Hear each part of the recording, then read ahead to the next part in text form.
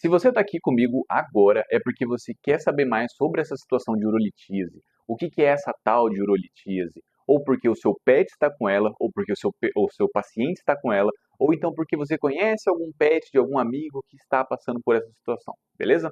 Por que eu estou falando urolitíase e não cálculo, né, igual vocês estão vendo aí no título? Porque dentro do mundo acadêmico, dentro da parte científica, né, mais, digamos assim, profissional, a gente fala sobre urólito. Então, existem diferentes tipos de urólitos e é dessa maneira que eu vou estar me referindo aqui. Porém, toda vez que você escutar urólito, quer dizer cálculo, beleza? Então, vamos lá. O primeiro ponto que a gente tem que entender é por que acontece a formação, tá? Em suma, alguma coisa está acontecendo no organismo desse paciente, fazendo com que dentro da urina dele aconteça a união de um ambiente, né, de uma solução com uma quantidade excessiva de resíduos, de matéria orgânica, de compostos minerais que fazem a agregação, fazem como se fosse os pequenos grãos de areia se agregarem e formarem o que a gente chama da pedra, do urólito, tá? De uma maneira bem leiga, como que a gente pode falar? Ocorre a supersaturação urinária, né? O que isso quer dizer? Vamos supor que você pegue uma jarra, né, coloque água, e aí você coloque muito sal lá dentro. Vamos pensar que esse sal vai começar sendo uma areiazinha. Aos poucos, esse sal ele vai se condensando e vai formar o que a gente chama de urólito. Basicamente, esse entendimento do que é a supersaturação. Boa parte das urolitíases começa dessa maneira, tá? A gente tem um ambiente urinário ali supersaturado. É claro que antes dessa situação de supersaturação urinária, a gente tem que entender o porquê que ela está acontecendo. Por que eu digo isso? Porque existem diferentes cálculos, né, diferentes urólitos sendo formados, ou melhor, com possibilidade de serem formados, e com isso existem diferentes mecanismos. Por exemplo, aqui só uma breve introdução. Diferentes urólitos, né, de estruvita, oxalato de cálcio, urato, xantina, cistina, né? Então, assim, existem vários tipos de urólitos que a gente tem que ficar atento sobre a maneira de formação dele. O urólito de estruvita, por exemplo, geralmente em cães ele está mais associado a uma condição infecciosa, tá? Então, tipo assim, uma cistite, alguma infecção urinária, tá? Enquanto que em gatos não tem nada muito relacionado a isso. O gato simplesmente forma aquilo por causa da situação de supersaturação. A situação de formação de urólito de oxalato de cálcio.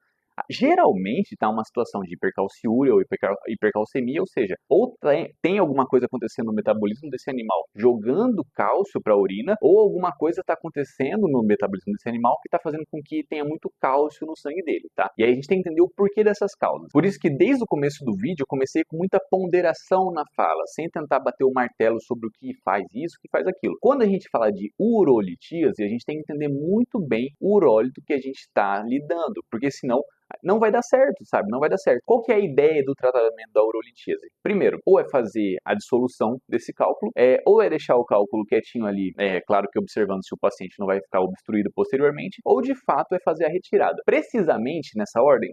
Precisamente nessa ordem. Sempre, sempre, sempre. A primeira coisa a fazer é compreender o cálculo que a gente está lidando. Depois disso, a gente tem que ver se a gente consegue dissolver, se o cálculo é passível de dissolução, e posteriormente a gente vai tentando manejar ele. A retirada cirúrgica, ela é possível? Ela é possível. Ela é recomendada em alguns casos? Com toda certeza. Não sou o tipo de pessoa que vai falar assim, não, porque não pode cirurgia. Pode, cirurgia é um negócio importante. Contudo, é muito importante a gente saber que quando a gente opera um paciente por causa de urolitíase, existe uma grande chance de recorrência, tá? Especialmente a depender do tipo de cálculo. Por exemplo, quando a gente está falando de um paciente com cálculo de oxalato de cálcio, como eu falei para vocês, existe maior chance de formação quando a gente tem uma situação de hipercalciúria ou hipercalcemia, beleza? Se a gente faz a retirada desse cálculo, que de fato ele não é dissolvido, né, a gente tem que fazer uma retirada dele, ok, lidamos com isso, retiramos o urólito. Contudo, se a gente não lidar com a situação primária, que é essa hipercalciúria ou hipercalcemia, existe a chance dele voltar a fazer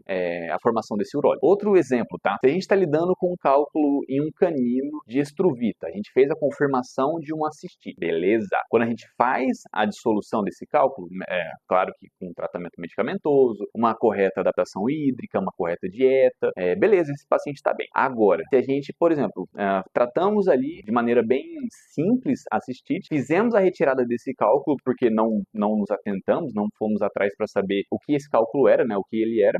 Daqui a algum tempo, se a gente não cuidar desse paciente, do fator que está predispondo essa cistite, se a gente não tratou bem essa cistite, até mesmo pela situação da lesão cirúrgica, esse paciente pode voltar a ter o mesmo cálculo. Por isso que é tão importante a gente compreender o que a gente está lidando. E mais do que isso, saber se é passível de solução, se é passível de tentar fazer a retirada por outros métodos não invasivos. É muito importante compreender o tipo de cálculo que a gente está lidando. E eu deixo bem claro aqui que esse negócio de, não, porque não pode operar, porque nunca vai operar, não, gente, não. Dentro da veterinária, a gente tem que trabalhar com uma área multidisciplinar. Então, futuramente, eu, como médico veterinário, especializado na área de nutrição, eu não posso olhar para o cirurgião e falar assim, não, eu nunca vou mandar para esse cara porque não pode. Não, gente, não funciona dessa maneira. É fundamental que a gente tenha uma equipe multidisciplinar no tratamento daquele paciente. E aí é claro que a gente precisa conversar sobre muita coisa, especialmente sobre cada um desses tipos de urólitos, tá?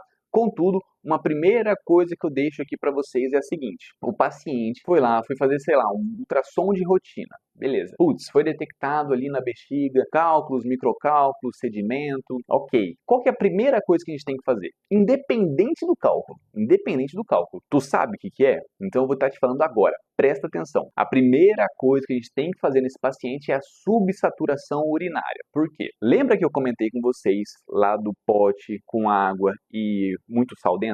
Aquilo é uma solução super concentrada, ela está super saturada, beleza? Qual que é a ideia? A ideia é que a gente faça com que essa solução ela fique mais diluída, ou seja, a gente tem que jogar mais água nela para que a chance de formação de novos cálculos ou então o aumento do tamanho dos cálculos já existentes diminua. Necessariamente, quando eu faço isso, eu vou ter a certeza que não vai formar novos cálculos. Necessariamente, quando eu faço isso, eu vou ter a certeza que não vai ter mais sedimento, por exemplo, as areias, né?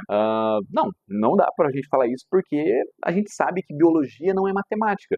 Então, mesmo que a gente faça uma subsaturação urinária, né, ou seja, fazer o paciente ingerir mais água do que naturalmente ele ingeriria, a gente não pode ter a certeza que aquilo ali vai ser 100% eficaz. Não vai ser aquilo ali que vai tratar o urólito daquele paciente. A gente tem que ter muita noção. Contudo, já deixo aqui dito que, independente do urólito, vamos subsaturar essa urina, porque a gente quer tentar ao máximo impedir a formação ou então o aumento de cálculos já existentes, beleza? Então, em suma, esse vídeo aqui ele traz justamente um contexto para você entender que cada urólito é diferente, tá? Cada situação de formação é diferente. A estratégia geral começa com uma subsaturação urinária, contudo, para cada tipo de cálculo, a gente vai ter cada tipo de estratégia, beleza? A gente não pode colocar tudo no mesmo bolo e falar assim, ó, é isso aqui, pronto, acabou. Não funciona dessa maneira.